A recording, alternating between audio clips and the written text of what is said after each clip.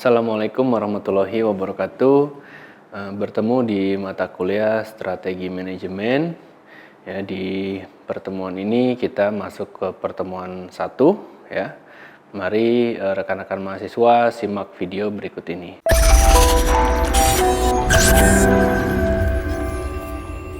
Baik, di pertemuan ke-1 ini ya, saya akan membahas mengenai pengertian manajemen strategi ya, ruang lingkup manajemen strategi, ya, sejarah dan bagaimana perkembangannya, lalu manajemen strategi ya, dan hierarki strategi. Ya, yang pertama, pengertian manajemen strategi ini ada beberapa pemahaman menurut para ahli ya.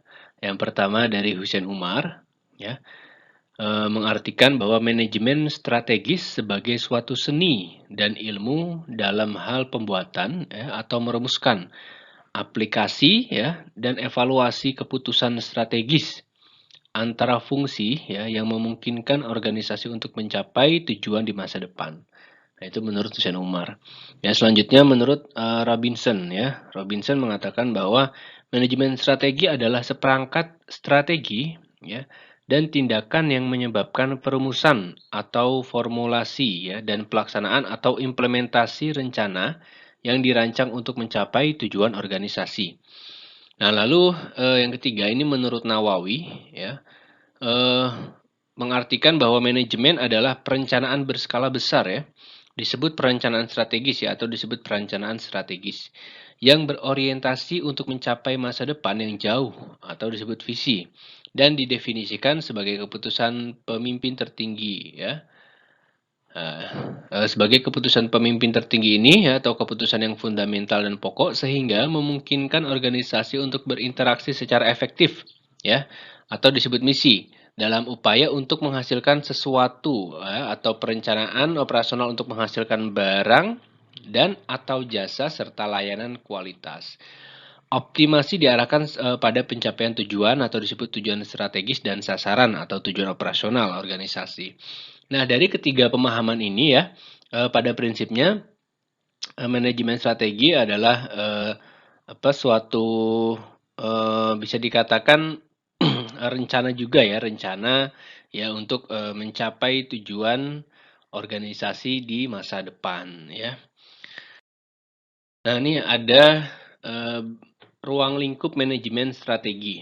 Ya, di sini ada dua. Yang pertama lingkungan luar atau eksternal yang terdiri dari ya lingkungan umum meliputi ekonomi, ya, politik hukum, sosiokultural atau budaya, teknologi ya, dimensi internasional ya seperti globalisasi dan paham ekonomi dan kondisi lingkungan alam.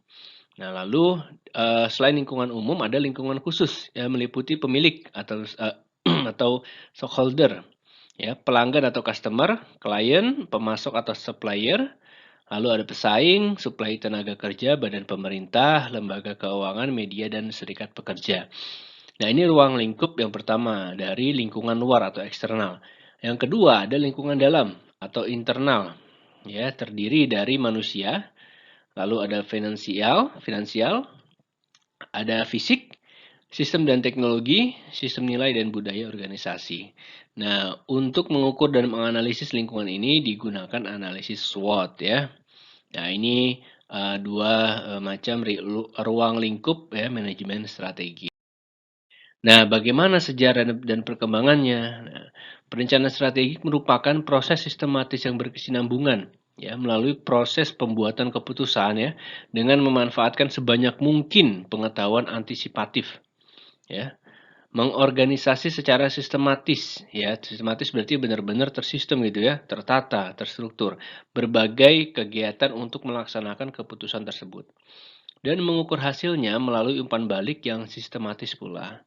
Jadi tidak berlebihan jika dikatakan bahwa perencanaan strategik merupakan bagian terpenting dalam penyelenggaraan manajemen strategi. Ya, ini kurang lebih bagaimana sih sejarah dan perkembangan si manajemen strategi ini ya. Nah, untuk pertama kalinya manajemen strategi dikembangkan dalam kalangan militer Indonesia pada awal dasawarsa 70-an. Ya.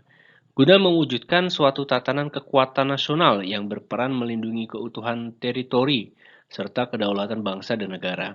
Nah, tatanan tersebut hingga saat ini dikenal sebagai Sistem Manajemen Sumber Daya Pertahanan dan Keamanan dengan Sistem Perencanaan Strategis Pertahanan Keamanan Negara atau disingkat Sisrenstra Hankamnek ya sebagai perwujudan rencana tindakan dan kegiatan mendasar dalam pola implementasi.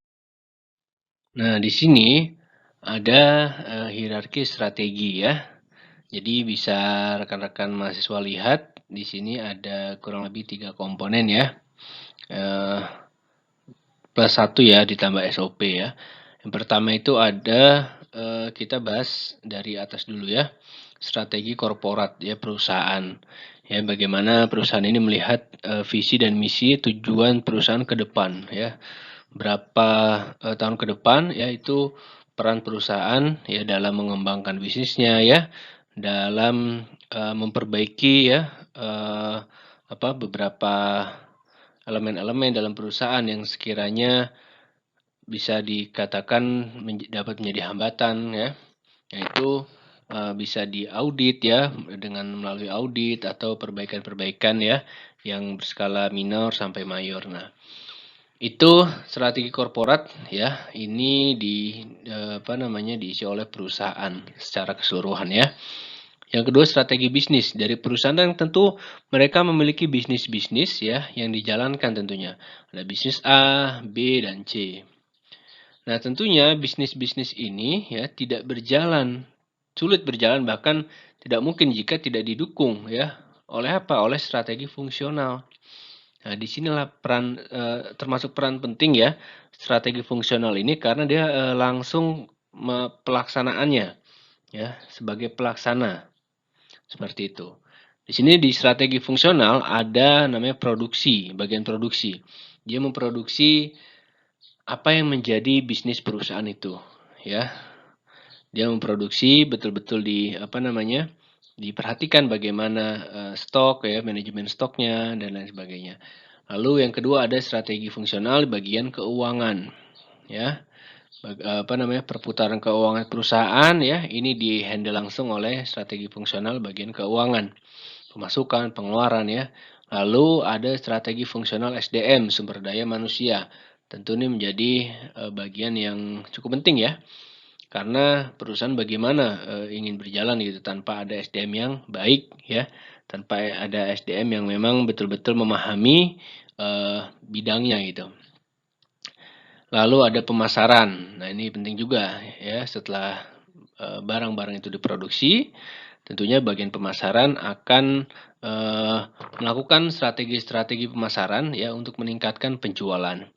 Nah, dari semua itu barulah ya ada namanya SOP atau Standard Operational Procedure. Ini yang wajib diikuti oleh keseluruhan oleh elemen-elemen bisnis, elemen-elemen di dalam perusahaan tersebut ya.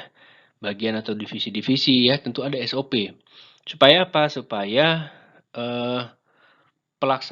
secara pelaksanaannya itu tidak keluar dari apa yang sudah ditentukan dalam SOP ya dan tertata pastinya ya. Maka dari itu perusahaan itu pasti membutuhkan namanya standar operasional prosedur ya. Seperti itu. Baik, saya cukupkan untuk pertemuan ke-1 ini. Mudah-mudahan dapat bermanfaat dan jangan lupa selalu mencari referensi valid lainnya. Saya akhiri, wassalamualaikum warahmatullahi wabarakatuh.